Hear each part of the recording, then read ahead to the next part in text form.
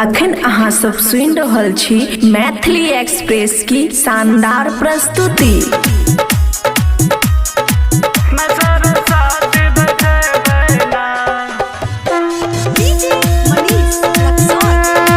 खुशी recording studio बलुआहा। गे मैया आबद सिर पंचमी मसर साथ बैठे बहना। गे मैया आबद सिर पंचमी मसर साथ बैठे बहना। मसर साथ बैठे बहना। गे मसर साथ बैठे बहना। गे मैया आबद सिर पंचमी मसर साथ बैठे बहना। गे मैया आबद सिर पंचमी मसर साथ बैठे बहना।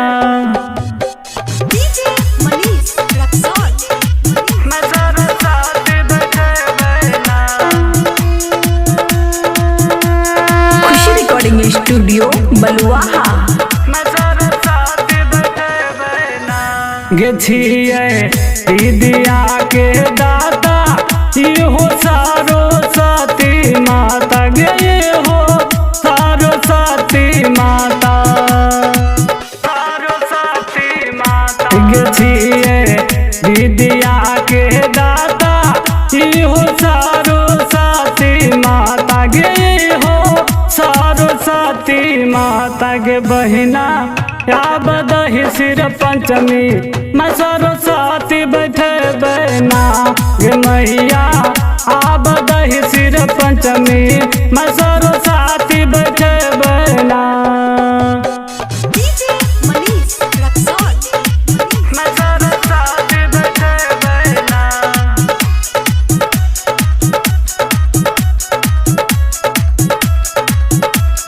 खुशी रिकॉर्डिंग स्टूडियो बलुआहा। गे मैया आइलू तोहर सरानिया हम तो धैलो तोहर चरानिया। हे मैया धैलो तोहर चरानिया।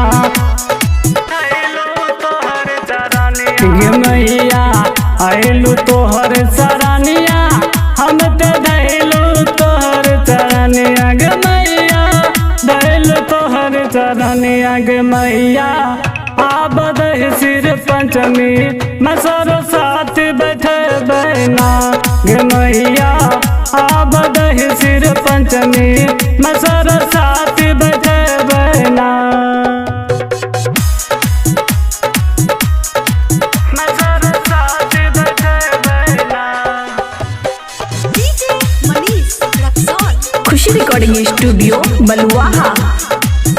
गे धर्मवीर हारो तोहर चरानिया मैया अइलो तोहर सरानिया। गे मैया अइलो तोहर सरानिया।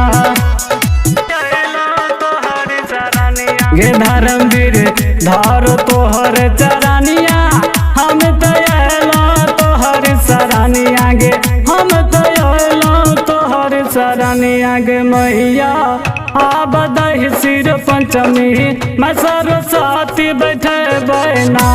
गे मैया आबद सिर पंचमी मसर साथ बैठे बहना।